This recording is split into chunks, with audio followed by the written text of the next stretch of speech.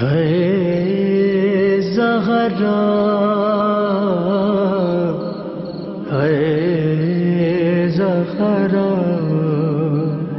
اچھا، بدترین گھر کے دروازے کو کوئی چلا دے تو ہمیں اتنا افسوس نہیں ہوگا، شرن تو جائز نہیں ہے، لیکن میں کہہ رہا ہوں بدترین گھر کو اگر کوئی توڑ دے تو ہمیں اتنا افسوس نہیں ہوگا، لیکن اگر کائنات کا وہ بہترین گھر ہو جس کا قرآن قصیدہ پڑھے، قرآن یہ کہے کہ اس میں زمین و آسمان کا نور ہے، اس گھر کو اگر کوئی جلا رہا، اس گھر کے دروازے کو کوئی نظر آتش کر رہا، اس گھر میں کوئی زبردستی داخل ہوا جا رہا، وہ کتنا بدترین انسان ہوگا جو کائنات کے بہترین گھر پر وہ ظلم کر رہا ہے، جس ظلم کے نتیجے میں فاطمہ جو زخمی ہوئی ہیں تو اپنی شہادت کی دن تک زخمی رہی ہیں، جو کل کی روایت میں نے پڑھی تھی نا، آج اسی سے مصائب آگے بڑھاؤں گا۔ وہ ظلم ہوا ہے کہ جس دن فاطمہ دنیا سے گئی اور مولا غسل میت دے رہے ہیں تو کیوں چیخ چیخ کے رو رہے ہیں؟ یاد رکھیے کہ پہلے دن کے بعد پھر فاطمہ کے بدن پہ کوڑا نہیں مارا کسی، لیکن وہ پہلے دن کا کوڑا ایسا کہ جو جملہ میں نے ابھی کہا اس کو اگر میں مکمل کر دوں تو اس طرح کروں گا شاید کہ وہ ایسا زخم فاطمہ کے بدن پہ آیا کہ شہادت کے وقت بھی تھا، غسل میت کے وقت بھی تھا، بلکہ روز قیامت جو فاطمہ آئیں گی تو شاید اسی زخم کے ساتھ آئیں۔ مگر اب اس وقت ایک مصائب سے ہٹ کے صرف ایک جملہ ہے، لیکن اسی میں مصائب بھی ایک جملہ ہمارے یہاں بہت مشہور ہے کہ اگر کوئی آدمی نجف میں دفن ہو تو اس پر فشار قبر نہیں آتا، کربلا میں دفن ہو تو منکر و نکیر کے سوال نہیں۔ بعض علماء کہتے ہیں ترتیب الٹی، لیکن میری تحقیق ہے دونوں باتیں صحیح ہیں۔ نجف میں دفن ہونے والے سے فشار قبر بھی نہیں ہے، سوال بھی نہیں، کچھ شرائط کے ساتھ۔ اور کربلا میں بھی، کربلا کے لیے ایک جملہ کہا جاتا ہے کہ کربلا میں جو ہے فشار قبر نہیں ہوگا، کیونکہ فشار قبر کے لیے زمین کو ہلانا پڑتا، اور پروردگار کہتا ہے یہاں اتنے زخمی دفن ہیں،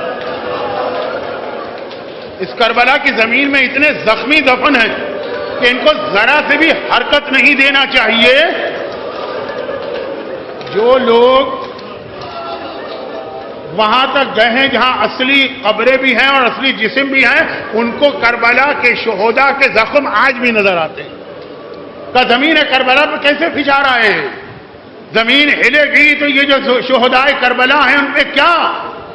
اذیت و تکلیف کا مرحلہ گزرے گا، اس لیے فشار قبر نہیں ہے نا۔ لیکن اب اندازہ کریں شہزادی کونین کا، جن کے مصائب کے لیے جب دنیا سے گئی تو بدن پہ کوڑا تھا نا، لیکن یہاں پہ مصائب ختم نہیں ہوئے، یہ سلسلہ اور آگے چلا۔ اور وہ کیسے آگے چلا؟ بہت مشہور روایت علامہ مجلسی نے بھی لکھی، مولا نے رات کی تاریکی میں شہزادی کو دفن کر دیا، اگلے دن صبح کو یہ خبر پھیلی کہ رسول کی بیٹی دنیا سے چلی گئی، کیونکہ ماتم کی آواز نہیں آ رہی، رسول کی بیٹی دنیا سے چلی گئی۔ حکمران وقت نے سوچا کہ یہ تو بہت بے عزتی کی بات ہے، لوگ کہیں گے کہ تم رسول کے جانشین ہو،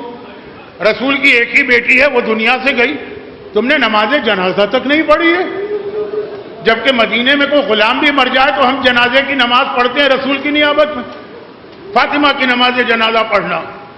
اور فاطمہ کی نماز جنازہ کیسے پڑھی جائے؟ حکم دیا کہ جہاں قبر سیدہ ہے اس کے چاروں طرف قنات لگائی جائے، اس قنات میں پیغمبر کے زمانے کی وہ صحابی عورتیں جائیں جو انتہائی ضعیف ہیں، وہ اپنے ہاتھ سے قبر سیدہ کو کھولیں گی، مٹی کو ہٹائیں گی، پتھر کو حرکت دیں گی، سیدہ کے جسم کو باہر نکالیں گی، گہوارے پہ رکھیں گی، چادر سے چھپایا جائے گا، پھر اسے قنات کے باہر لایا جائے گا، حکمران اس پر نماز پڑھے گا، اور پھر اسی احترام کے ساتھ قنات کے اندر یہ میت جائے گی۔ یہی بوڑھی خواتین جو رسول کا زمانہ دیکھے ہیں صحابیات، اپنے ہاتھوں پورے احترام سے دفن کریں گی، قبر بند کی جائے گی، اور پہلے سے لے کے آخری جملے تک حکمران بار بار کہہ رہا ہے پورے احترام، پورے عزت، پورے حجاب کے ساتھ۔ لیکن جب یہ تیاریاں شروع ہو رہی ہیں، قنات وغیرہ لائی جا رہی ہے، حجرہ فاطمہ میں یہ خبر کسی نے مولا کو دے دی، بس اب علی کی حالت دیکھی، اس بے چینی کی عالم میں اپنے حجرے سے باہر آتے، یعنی اتنی جلدی آ رہے ہیں، جلدی، سر پہ امامہ بھی نہیں پہنا،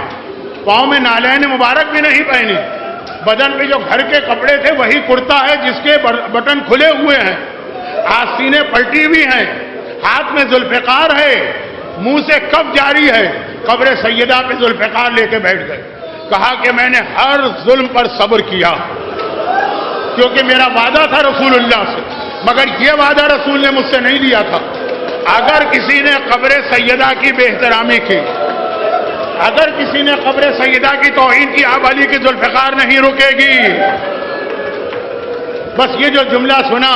تو ہر ایک کو پتا ہے بدر و احد میں، بدر میں تو ذوالفقار نہیں تھی، احد و خندق و خیبر میں ذوالفقار علی کے ہاتھ میں ہے، سب نے گھبرا کے کہا واپس چلو واپس چلو، ہم قبر سیدہ پہ ہاتھ پہ ذرا سا بھی کوئی تعدی نہیں کرتے، ظلم نہیں کرتے، ہاتھ نہیں لگاتے، سب واپس چلے گئے، مولا بھی تلوار لے کے واپس گئے۔ اب میرا ایک جملہ ہے جو آج کی مجلس کا آخری حصہ تھا، مولا نے قبر سیدہ کو اپنی ذوالفقار کی مدد سے بچا لیا ہے، لیکن ہاتھ جوڑ کر میں امام زمانہ سے کہوں، مولا فاطمہ کے وارث تو آپ ہیں نا، آج فاطمہ کے بیٹے تو آپ ہیں نا، کوئی میری ماں کی قبر کو ہاتھ لگائے، اور میں صاحب اختیار ہوں، مجال ہے کہ اس کو زندہ واپس جانے دوں گا؟ وہ 8 شوال کی منحوس صبح کو یاد کریں، ظالم بلڈوزر کو لے کے جنت البقیع میں داخل ہو رہے ہیں اور ایک دوسرے سے پوچھ رہے ہیں کہ قبر سیدہ کہاں ہے؟ لوگوں نے کہا کہ یہ جو گنبد ہے، یہ جو روضہ ہے، یہ قبر سیدہ ہے، بس ایک مرتبہ بلڈوزر کو حکم دیا، ارے وہ آگے بڑھا، وہ روضہ سیدہ سے ٹکرایا، گنبد ٹوٹا، دیواریں گری، قبر سیدہ کھلی، اس کے اوپر جو اس زمانے میں جو بھی لکڑی کی زری تھی وہ زری توڑی گئی، کدالیں ہاتھ میں ہیں، کدالیں لے کے قبر سیدہ کو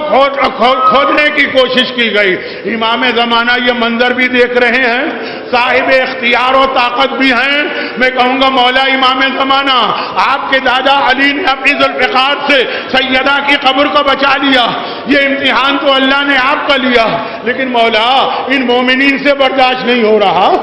یہ تڑپے جا رہے ہیں، یہ روئے جا رہے ہیں، آپ نے کیسے برداشت کیا ہوگا؟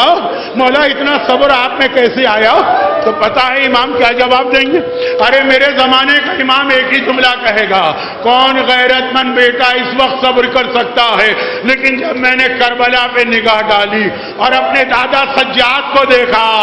جس کی آنکھوں کے سامنے اس کے بابا کے لاشے پر گھوڑے دوڑ رہے ہیں، لاشیں گھوڑوں تلے پامال، آقا سجاد نے صبر کیا تو میں نے بھی اپنی دادی کی قبر کے ظلم پہ صبر۔ الا ولعنۃ اللہ علی اعدائہم اجمعین۔ پروردگارا یہ تو مصائب امام زمانہ بھی بن گئے، امام زمانہ کے مصائب کا واسطہ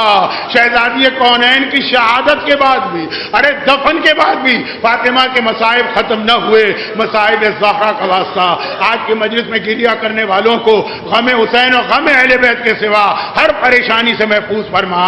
ان کی ساری حاجتیں پوری فرما۔ پروردگارا ہمارے مرحومین کو اعلی علیین میں معصومین سے ملحق فرما، اور خداوندہ دنیا میں جہاں جہاں ظلم ہو رہا، غزہ اور لبنان اور فلسطین سمیت سارے ظالموں کو نصف و نابود فرما، لیکن اتنے بڑے ظلم کا انتقام لینے کے لیے انہی کے وارث و فرزند امام زمانہ کے ظہور میں تعجیل فرما۔